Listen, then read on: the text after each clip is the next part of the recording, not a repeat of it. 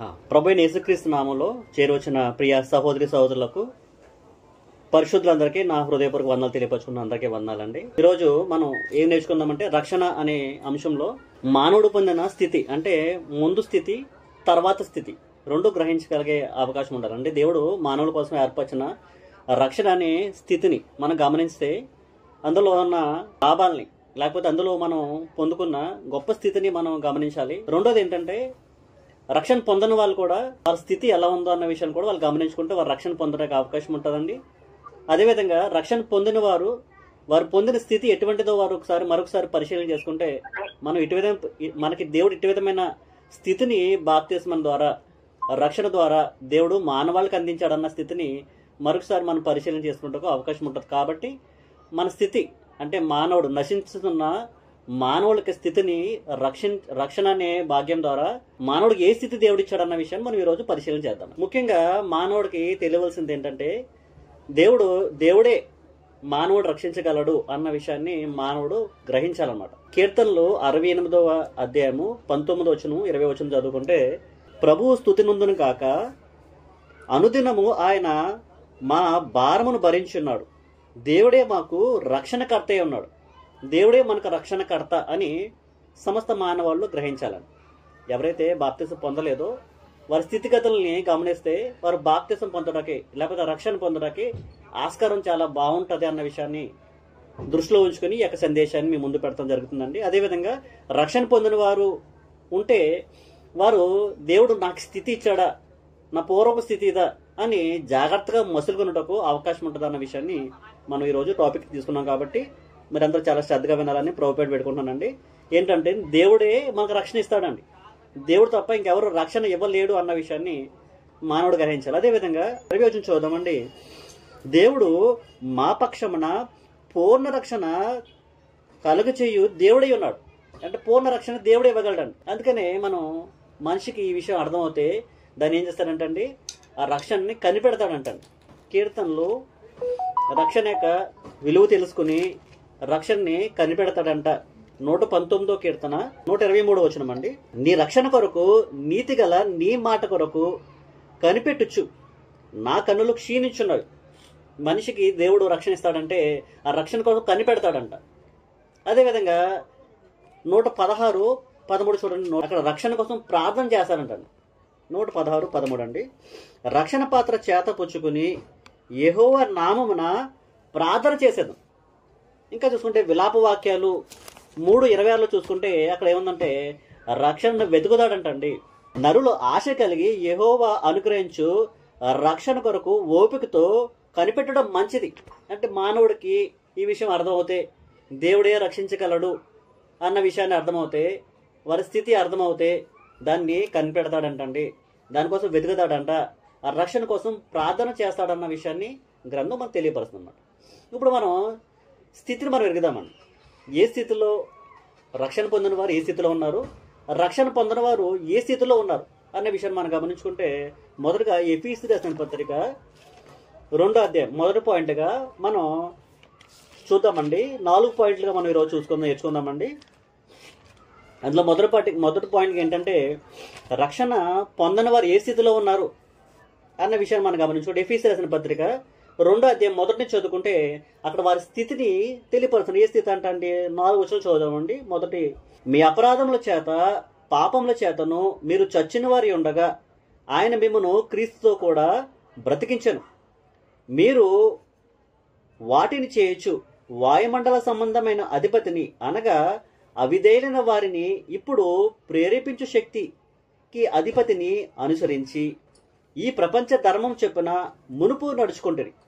వారితో కలిసి మనమందరమును శరీరం యొక్కయు మనసు యొక్కయు కోరికలను నెరవేర్చుకోవచ్చు. మన శరీరాశలను అనుసరించి మునుపు ప్రవర్తించుచు కడమవారి వలె స్వభావ సిద్ధముగా దైవోగ్రతకు పాత్రలవి ఉంటుంది. దేనికి పాత్రలు ఏంటంటే దైవోగ్రతకి ఉగ్రతకి పాత్రలైన స్థితిలో ఉన్నమాట, ఉగ్రతకి గురయ్యే స్థితిలో ఉన్నమాట. ఏంటంటే ఎవరైతే బాప్తిసం పొందలేదో వారు దైవోగ్రతకి పాత్రలే అన్నారంట, ఉగ్రతకి పాత్ర అయ్యే స్థితి అనమాట. అదేవిధంగా రెండో చూసుకుంటే ఇటు విధమైన కార్యక్రమాలు చేసిన వారు ఉగ్రతని పోగు చేసుకుంటారంటండి, సమకూర్చుకుంటున్నారంట. రోమే రాసిన పత్రిక 2వ అధ్యాయం 4 నుంచి చదువుకుంటే 4 నుంచి 6 వరకు, దేవుని అనుగ్రహము మారు మనసు పొందుటకు నిన్ను ప్రేరేపించినది ఎరుగక, ఆయన అనుగ్రహ ఐశ్వర్యమును సహనమును దీర్ఘశాంతమును తెలియచదవా. దేవుడు మనకి రక్షణ పొందాలని తన అనుగ్రహ ఐశ్వర్యం ద్వారా మానవాళికి అవకాశం భూమి మీద ఇస్తుంటే మానవాళ్ళు ఏం చేస్తారంటండి, ఆ రక్షణ తృణీకరిస్తారంట. అట్టి విధమైన వారు ఏం చేస్తున్నారంటండి, తృణీకరించదవా. 5వ వచనం అండి, నీ కాఠిన్యమును మార్పు పొందని నీ హృదయమును అనుసరించి ఉగ్రత దినమందు, అనగా దేవుని న్యాయమైన తీర్పు బయలుపరచబడు దినమందు నీకు నీవే ఉగ్రతను సమకూర్చుకొనుచున్నావు. మనం ఏం చేసుకుంటున్నామంటే ఉగ్రతని సమకూర్చుకొని చేసుకుంటాం అన్నమాట ఉగ్రతని. ఇప్పుడు ఈ ఉగ్రతని తప్పించాలని దేవుడు ఏం చేశారంటే యేసుక్రీస్తు వారిని భూమి పంపించినట్లు మొదటి తెస్సలోనికీయులకు రాసిన పత్రిక 1వ అధ్యాయము 9వ వచనం చూసుకుంటే, ఈ ఉగ్రతని ఎవరు తప్పిస్తారయ్యా అంటే దేవుడు ఒక ప్రణాళిక ద్వారా యేసుక్రీస్తు వారిని భూమి పంపించి యేసుక్రీస్తు వారి ద్వారా ఆ ఉగ్రతని తప్పించే ఏర్పాట్లు దేవుడు చేసినట్లు చూస్తామండి.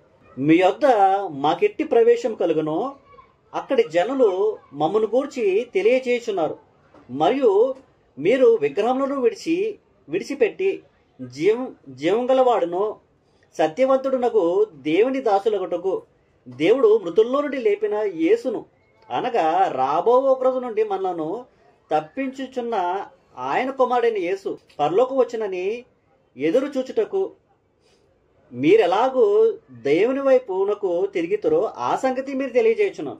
ఏంటంటే దేవుడి దగ్గర నుంచి ఉగ్రత నుంచి తప్పించటకు యేసుక్రీస్తు వారు భూమి మీదకి రావటం జరిగింది అన్న విషయాన్ని మనం గమనించాలన్నమాట. ఈ ఉగ్రతని తప్పించబడాలంటే బోధ ఉండాలండి, అంటే నేర్పించేవాడే ఉండాలి. అందుకని మనిషి స్థితి ఎలా ఉందంటే ఉగ్రతకు పాలైపోయినాడు అన్నమాట. మనం లోకులు జీవించినట్లు జీవిస్తూ మన బ్రతుకు నడుస్తుంటే ఎలా ఉన్నామంటే దేవుని యొక్క కోపానికి, దేవుని యొక్క మహోగ్రతానికి, రౌద్రానికి గురైపోయే పరిస్థితి. అంటే సింపుల్గా చెప్పాలంటే నరకానికి ఆహుతి అయిపోతాం. దేవుడు ఉగ్రత అంటేనే నరకం అండి.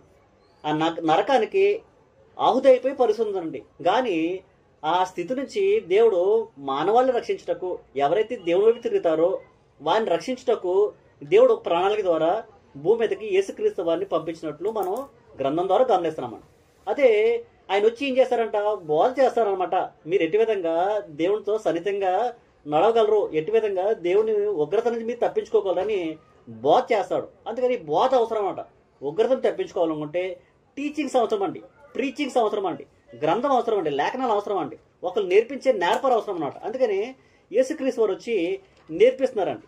అందుకని ఏమంటారంటే యోహాన్ గారు, బాప్తిస్మిచ్చే యోహాన్ గారు ఏమంటారంటే మత్తయి సువార్త 3వ అధ్యాయం 7వ వచనంలో ఏమంటారంటే, అతడు పరిచర్యలోను సద్దుకేయుల్లోనూ అనేకులు బాప్తిసం పొందవచ్చుట చూచి, సర్ప సంతానమా, రాబో ఉగ్రతను తప్పించుటకు మీకు బుద్ధి చెప్పేవాడు. ఉగ్రత తప్పించబడాలంటే బోధ అవసరం, ఒక బోధించేవాడు అవసరం.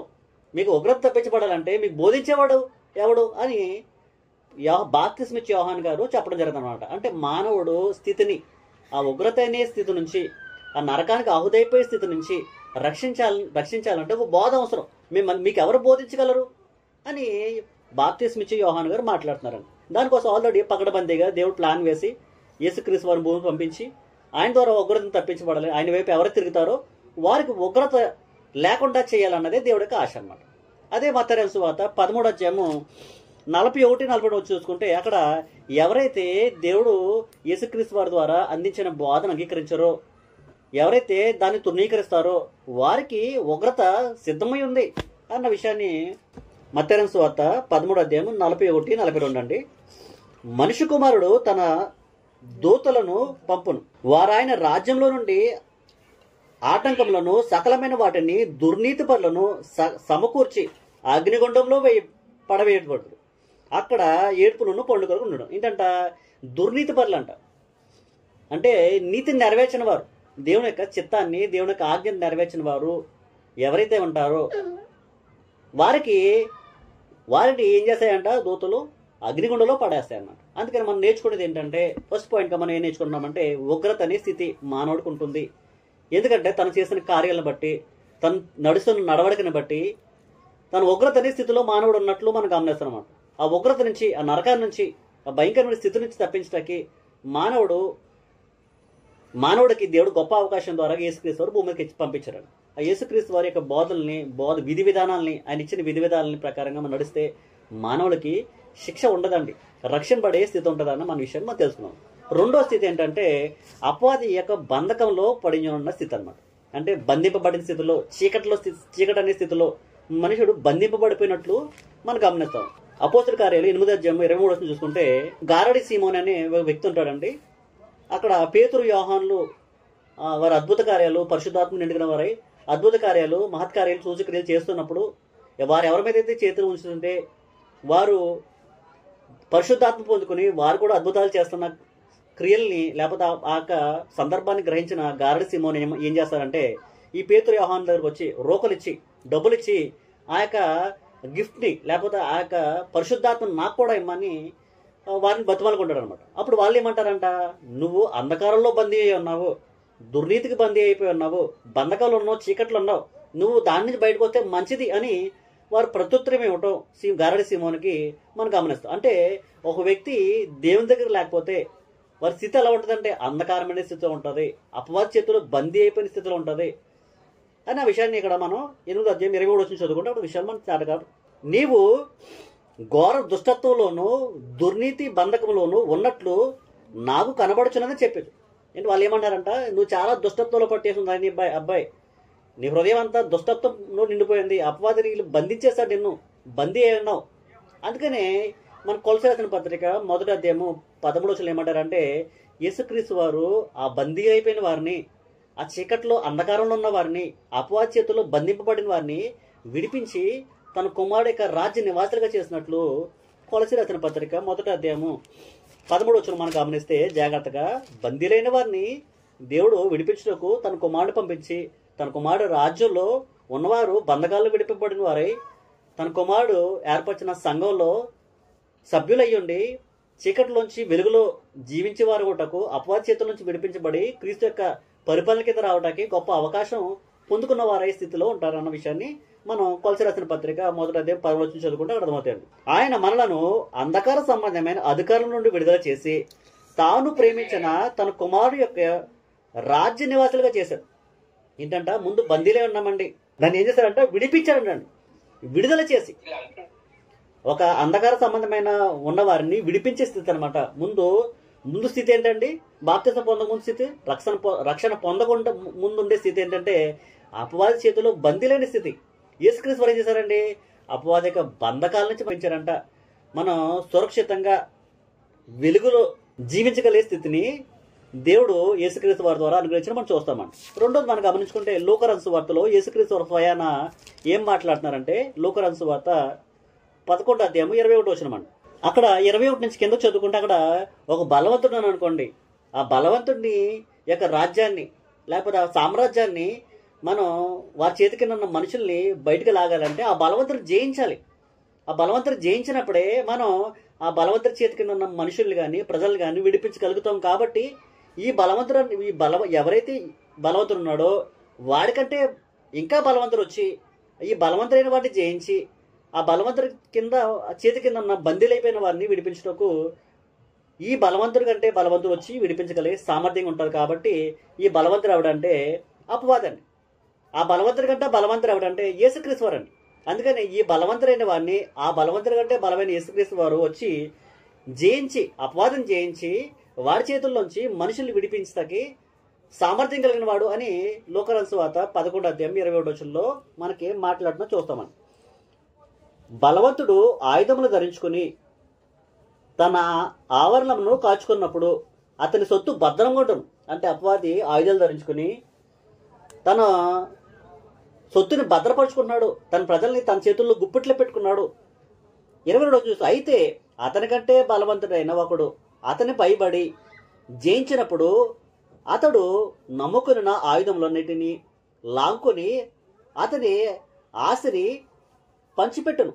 ఏంటంటే అండి యేసుక్రీస్తు వారు తన చేతుల్లో ఉన్న అపవాది చేతుల్లో ఉన్న ఆయుధాలను లాక్కొని ఆ బలవంతుడి చేతుల్లో ఆయుధాలు లాక్కొని తన చేతుల్లో బందీలే ఉన్న వారిని లాక్కొని విడిపించి వారికి ఒక మంచి స్థితిని ఆ బంధకాల్లో ఉన్న వారిని విడుదల చేసి మంచి స్థితిని ఇచ్చినట్లు మనం గమనిస్తామండి.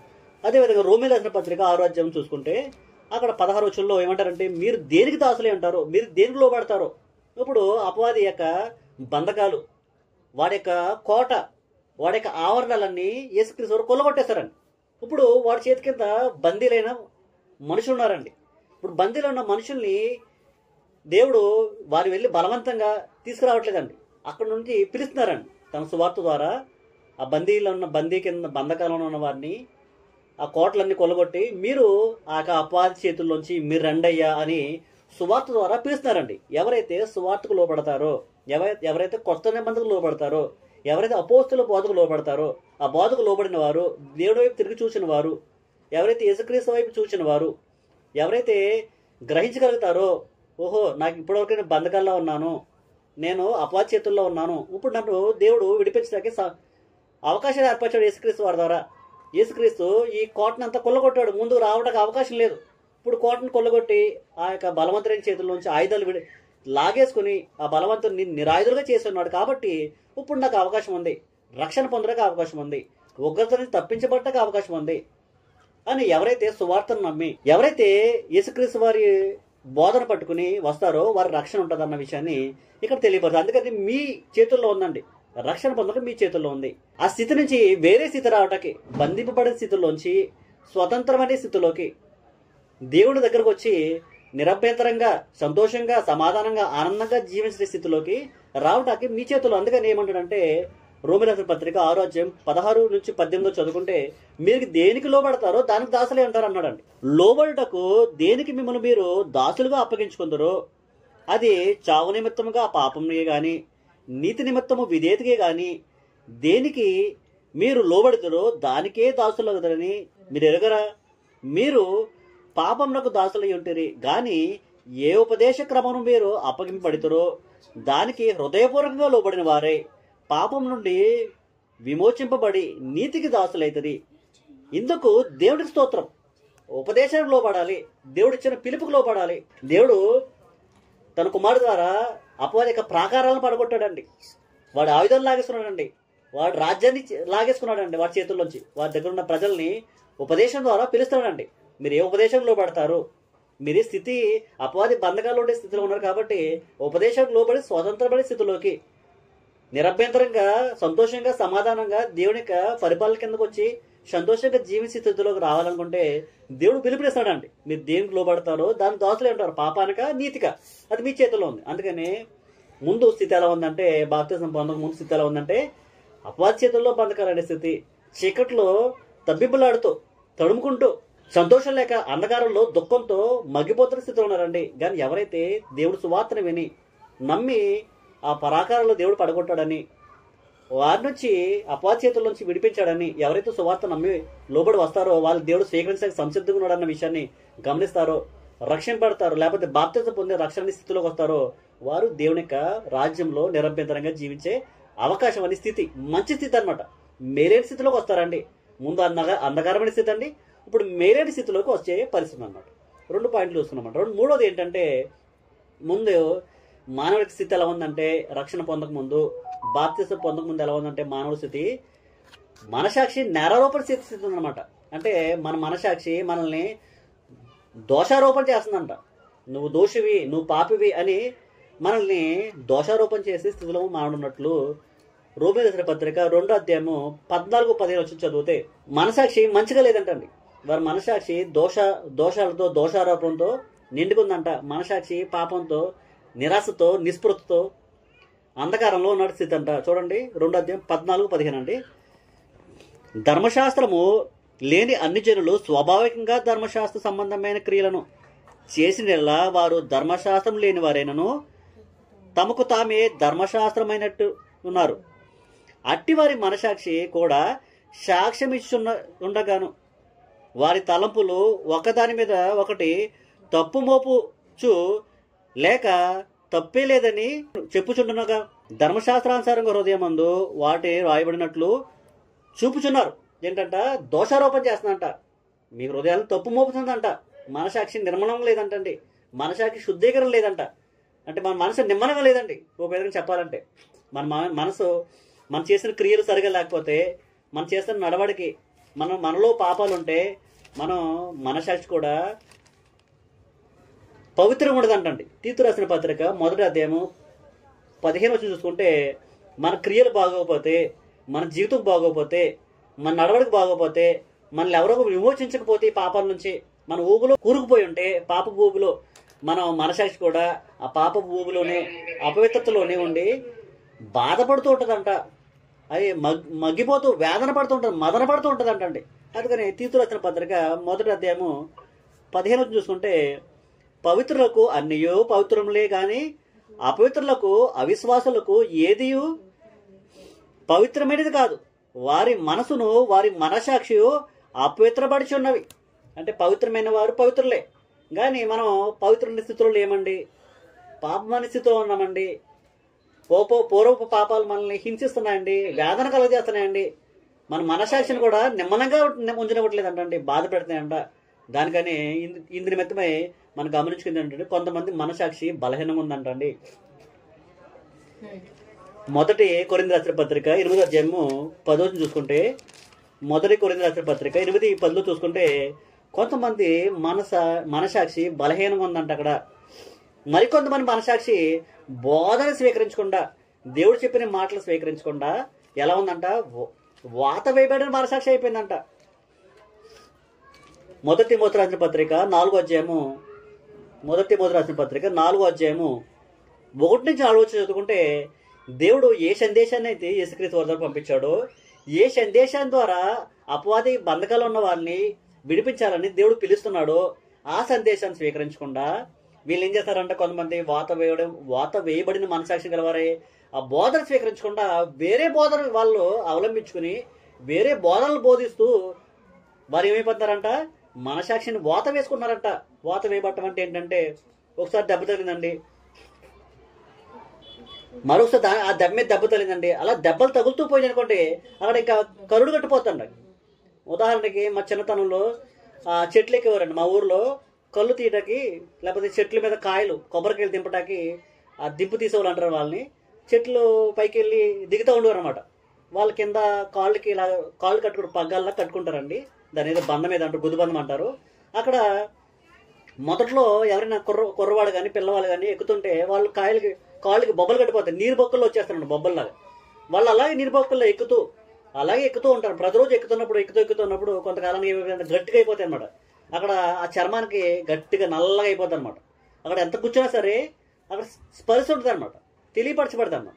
అలాగే వీళ్ళ మనసు ఏమవుతుందంట, అబద్ధ బోధ విని విని విని విని విని విని సత్యబోధ చెప్తున్నప్పటికీ దాన్ని వినలేని స్థితిలో, స్పర్శలేని స్థితిలో రక్షింపబడటకు వారి మనసాక్షి ఏమైపోతుందంట, వాత వేయబడుతుంది అనమాట. ఇదే కరెక్ట్ అని గుడ్డి నమ్మకంతో వెళ్ళిపోయే స్థితి ఉంటుందంట. అందుకనే ఇది మనసాక్షి వాళ్ళకి ఇంకా దోషారోపణ చేయదంట. అందుకనే మనం మనసాక్షి ఆ స్థితిలో వెళ్లకుండా, వాత వేయబడిన స్థితిలో వెళ్లకుండా ఉండాలి, బలహీనమైన స్థితిలో ఉండకుండా వెళ్ళాలి. మన మనసాక్షి దోషారోపణ చేస్తున్నప్పుడు ఒప్పుకుని అంగీకరించి దేవుని వైపు తిరిగే స్థితిలో ఉండాలి. అక్కడ మనం చూసుకుంటే బోధని మనం చాలా జాగ్రత్తగా గమనించాలి. అందుకే 1 తిమోతి రాసిన పత్రిక 4వ అధ్యాయము 1-4 చదువుకుంటే ఇక్కడ ఏముందంటే, అయితే కడవరి దినముల్లో కొందరు అబద్ధికులు వేషధారణ వలన మోసపరచు ఆత్మల యందు దెయ్యముల బోధ యందు లక్ష్యముంచి, దేని మీద మనసు ఉంచారంట, దెయ్యాల బోధ మీద మనసు ఉంచారంట. ఇంకేంటంట, విశ్వాస భ్రష్టులకు ఎదురని ఆత్మ తేటగా చెప్పుచున్నాడు. ఆ అబద్ధికులు వాత వేయబడిన మనసాక్షి గలవారే వివాహము నిషేధించుదురు.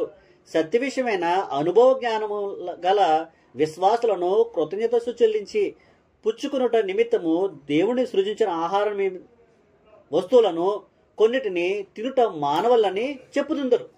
అంటే వాత వేయబడిన మనసాక్షి అంట, ఇలా బలహీనమైన మనసాక్షి ఉంటుందంటండి. మనసాక్షి నేరారోపణ చేయబడిన మనసాక్షి ఉంటుందంట. ఇటువంటి మనసాక్షి గలవారు ఎవరంటండి, వారు పూర్వ స్థితి అనమాట. అంటే రక్షణ పొందలేని వారి స్థితి. వారి మనసాక్షి సున్నితంగా ఉండదండి. వాళ్ళ మనసాక్షి బోధకు లోబడదండి, దేవుని పిలుపు లోబడదండి, సత్యవాక్యం లోబడదండి.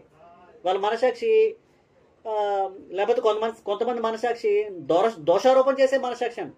కొంతమంది మనసాక్షి బలహీనమైన మనసాక్షి. అందుకనే దేవుడు ఏం చేశారంటే, ఏం ఏర్పాటు చేశారంటే, ఆ మనసాక్షిని శుద్ధీకరించే ఏర్పాటు చేశారండి. మీ మనసాక్షి నిర్మలంగా ఉంటుంది, హ్యాపీగా ఉంటుందండి, సంతోషంగా పడుకుంటారండి. ఏ ఇబ్బంది లేకుండా ప్రశాంతంగా ఉండే స్థితి ఏంటంటే దేవుళ్ళలో ఉండే స్థితి అనమాట. దేవుడు అట్టి విధమైన మనసాక్షి యేసుక్రీస్తు వారి ద్వారా ఆయన రక్తం ద్వారా ఏర్పరిచినట్లు మనం గ్రంథం ద్వారా మనం గమనించవచ్చండి. హెబ్రీ రాసిన పత్రిక 9వ అధ్యాయము 14వ వచనం చూసుకుంటే, హెబ్రీ 9:14 అండి. నిత్యుడగు ఆత్మ ద్వారా తన్ను తాను దేవుడికి నిర్దోషముగా అప్పగించుకున్న క్రీస్తు యొక్క రక్తము నిర్జీవ క్రియలను విడిచి జీవం గల దేవుడి సేవించుటకు మీ మనసాక్షిని ఎంతో ఎక్కువగా శుద్ధి చేయను. అంటే యేసుక్రీస్తు వారి యొక్క రక్తం ద్వారా మన మనసాక్షి శుద్ధీకరించబడుతుందంట.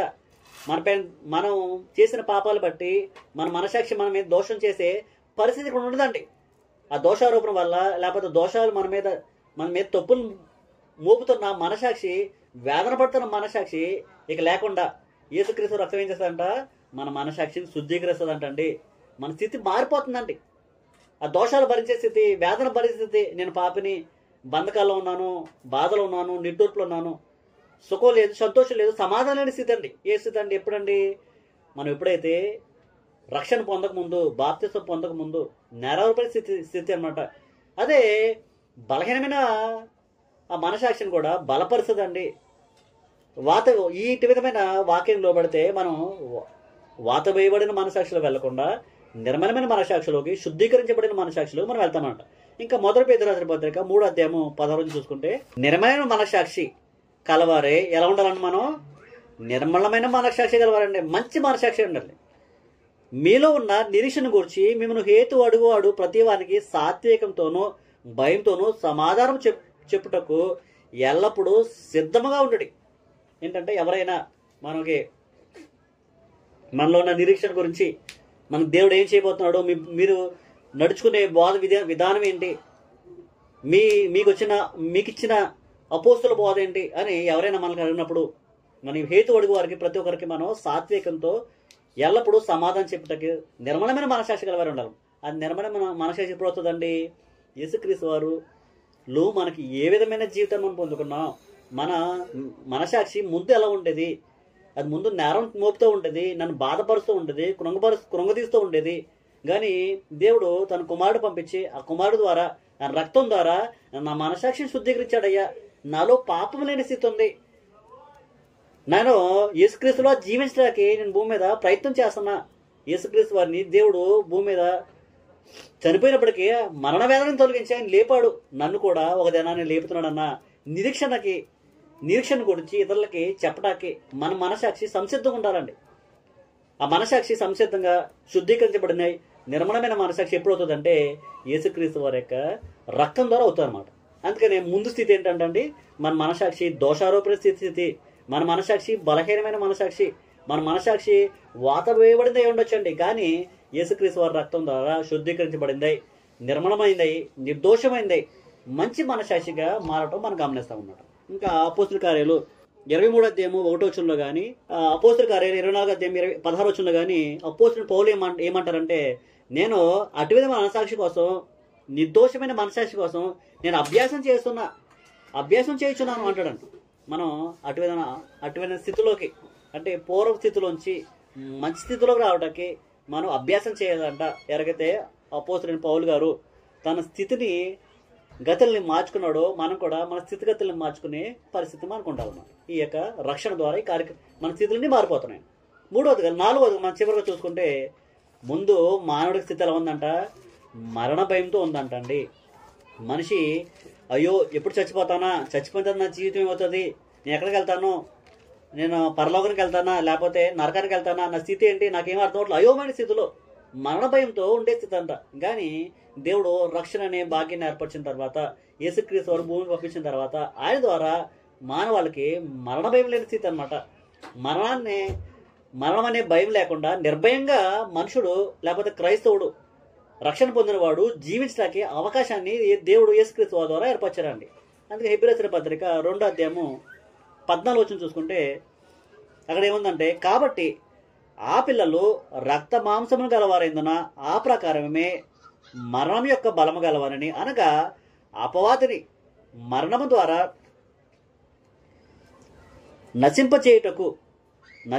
నశింపచేయుటకును జీవిత కాలమంతయు మరణమయం చేత దాస్యమునకు లోబడిన వారిని విడిపించుటకు ఆయన కూడా రక్త మాంసంలో పాలువాడే. యేసుక్రీస్తు వారు మన స్థితిని మార్చాకి. ముందు మరణ భయం ఉందండి, అయ్యో చచ్చిపోతానేమో. మనిషి భూమి మీద 99% మనిషి, ప్రతి మనిషి భయంతో బ్రతుకుతాడండి. ఏం భయంతో బ్రతుకుతాడండి? చచ్చిపోతానేమో అని కంగారు ఉంటాడండి. కానీ క్రైస్తవుడైన వాడు, నిజ క్రైస్తవుడు, ఎవరైతే రక్షణ పొందిన వారు, ఎవరైతే క్రీస్తు యొక్క సంఘంలో సత్యవాక్యం గురించి నిజ క్రైస్తవులు జీవిస్తున్నారో వారికి ఈ భయం ఉండదంట. ఎందుకంటే వారు క్రీస్తులో జీవిస్తున్నారండి, క్రీస్తు మాట ప్రకారం జీవిస్తున్నారండి, క్రీస్తు మాదిరి కలిగి జీవిస్తున్నారండి. వారి స్థితిని మార్చుకొని జీవిస్తున్నారండి. పూర్వపు స్థితి మరణకరమైన స్థితి అండి, వారి పాపాల చేత చచ్చిన వారి స్థితి అండి. కానీ ఇప్పుడు క్రీస్తులో మనకి స్వేచ్ఛగా జీవించే స్థితి అండి, సంతోషంగా జీవించేది, పాపం రహితులుగా జీవించే స్థితి అండి. ముందు పాపంతో, పాప భయంతో, దుర్నీతితో, లేకపోతే దుష్టత్వంలో, అపవాదిక బంధకాల్లో భయంతో, మరణ భయంతో బ్రతుకుతున్న స్థితి. కానీ యేసుక్రీస్తు వారి ద్వారా ఎవరైతే ఆయన ఆశ్రయిస్తారో, ఎవరైతే సత్యబోధన అంగీకరిస్తారో, ఎవరైతే నిజంగా రక్షణ పొంది సంఘంలో చేర్చబడతారో వాళ్ళ స్థితి ఏమవుతుందంట? బైబిలే స్థితి అంట. అందుకని ఏమంటాడంటే, నీతి దేని నుంచి రక్షిస్తుందంట? నీతి మరణమును రక్షిస్తుందంట. సామెతల గ్రంథము 10వ అధ్యాయము 2 చూసుకుంటే అక్కడ నీతి ఏం చేస్తుందంట? మనిషిని మరణం నుంచి రక్షిస్తుందంట. 10వ అధ్యాయము 2వ వచనం అండి. భక్తిహీనుల ధనము వారికి లాభకరం కాదు. భక్తిహీనులు ఎంత ధనం పోషించినా వాళ్ళ లాభం కాదంటండి. కానీ నీతి మరణం నుండి రక్షిస్తుంది. నువ్వు నీతి కొన్నావా? ధనం లేదా? పేదరికంలో ఉన్నావా? ఇబ్బందులు అనిపిస్తున్నావా? క్రీస్తు సంఘంలో ఉన్నావా? నువ్వు ధనవంతుడివే, నీ నీతి పరుడు నువ్వు. ఆ నీతిని ఇవ్వటానికి యేసుక్రీస్తు వారు బలి అయ్యాడండి. అందుకనే ఆ నీతి నిన్ను మరణంని రక్షిస్తుంది. అదే సామెతల గ్రంథము 11:4 చూడ అవే మాటలు ఉంటాయండి. సామెతలు 11:4 అండి. ఉగ్రత దినమందు ఆస్తి అక్కరకు రాదు. ఏంటంట? ఉగ్రత దినము, దేవుడు ఉగ్రత ఉంటుందని చెప్పుకున్నాం కదండి. ఆ ఉగ్రత దినమందు నీవు ఎంత ఆస్తి సంపాదించుకున్నా, దేవుడు లేకపోయినా, దేవుడు ఏర్పరిచిన ప్రణాళిక రక్షణ లేకపోయినా, నీ జీవితపు స్థితి మారకపోయినా, నీ బ్రతుకు మారకపోయినా ఏమవుతుందంట? నీ ఆస్తి అక్కర కాదంట, నువ్వు సంపాదించిన సొమ్ము అక్కర కాదు ఏది. అందుకనే ఉగ్రత దినమందు ఆస్తి అక్కరకు రాదు. నీతి మరణము నుండి రక్షించును. అంటే నీతి ఏం చేస్తాడంట? మరణం నుంచి కాపాడుతుందంట. ఏ మరణం చేత అయితే మనుషుడు భయంతో బిక్కులాడుతూ బిక్కుమంటూ దిగులతో చింతతో ప్రతిదినము బ్రతుకుతున్నాడో ఆ వ్యక్తికి మరణమైన తొలగించడానికి దేవుడు యేసుక్రీస్తుని పంపించారండి. ఆ యేసుక్రీస్తు ఏం చేశారండి? రోమీయులకు రాసిన పత్రిక 3వ అధ్యాయం 23 చూసుకుంటే అక్కడ ఏముందంటే, ఏ ఒక్కడో లేడు, నీతిమంతుడు ఒక్కడో లేడంటాడు.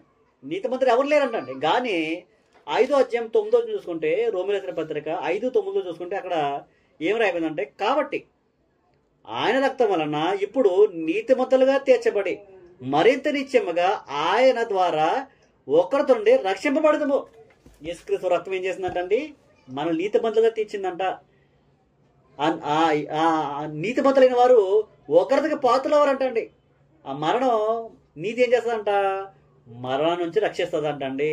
రక్తం చేసిందంటండి. ఇది పాపులైన మనుషుల్ని నీతిమంతులుగా లేని స్థితిలోంచి, నీతిమంతులైన స్థితిలోంచి, మరణం భయంతో బ్రతుకుతున్న స్థితిలోంచి మరణ భయం లేని స్థితిలోకి, నీతిమంతులుగా ఉండి ఉగ్రతను తప్పించబడే స్థితిలోకి యేసుక్రీస్తు వారు తన రక్తం ద్వారా, తను చేసిన త్యాగం ద్వారా మనం చేసినట్టు మనం గమనిస్తాం. అందుకనే ఎవరైతే సత్యవాక్యాన్ని స్వీకరిస్తారో, అపోస్తుల బోధన స్వీకరిస్తారో, క్రీస్తు బోధన స్వీకరిస్తారో, ఎవరైతే దానికి లోబడి ఉంటారో వారి స్థితిగతులు మారిపోతున్నాయండి. పూర్వపు స్థితి ఎలా ఉందంట? ఉగ్రతకు లోనే స్థితి ఉందంట. కానీ ఎప్పుడైతే యేసుక్రీస్తు వారి దగ్గరికి వచ్చి ఆయన బోధనలు విని, ఆ బోధకు విని, మత్తయి రాసిన వార్త 3వ అధ్యాయం 7వ వచనం ప్రకారంగా బాప్తిస్మం ఇచ్చి యోహాను గారు ఏమంటారంటే, ఈ ఉగ్రత నుంచి తప్పించడానికి మీకు బోధించేవాడు ఎవరంటారని. అంటే బోధలు విని ఆ ఉగ్రతను తప్పించబడే స్థితిలోకి ఎవరు వస్తారో వారు ఉగ్రతను తప్పించబడతారంటండి. ఆ బోధకు లోబడి రక్షణ పొందుతారో, బాప్తిజం పొందుతారో వారు ఉగ్రత అనే స్థితి నుంచి క్షేమకరమైన స్థితిలోకి వస్తారంటండి. రెండోదిగా వారు అపవాదిక బంధకాల్లో, చెరలో బందీ అయిపోయినారండి, చీకట్లో బందీ అయిపోయినారండి.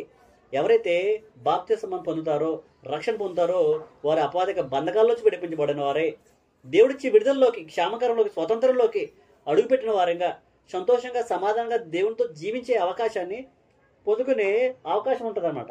మూడోది చూసుకుంటే మనసాక్షి దోషారోపణ చేస్తుందంట, మనసాక్షి బలహీనమైపోయిందంట. అటు విధమైన స్థితిలోంచి నిన్ను నిందించి వేదన చేసే మనసాక్షిని నిర్మలంగా కడుగువేసి శుద్ధీకరించే ఏర్పాటుని యేసుక్రీస్తు వారి రక్తం ద్వారా దేవుడు ఏర్పరచాడండి. అందుకని ఎవరైతే బాప్తిసం పొంది రక్షణ పొందుతారో వారి మనసాక్షికి దోషారోపణ చేయదండి. వారి పాపాల విషయమే పూర్వ పాపాలను క్షమించబడిపోయినండి.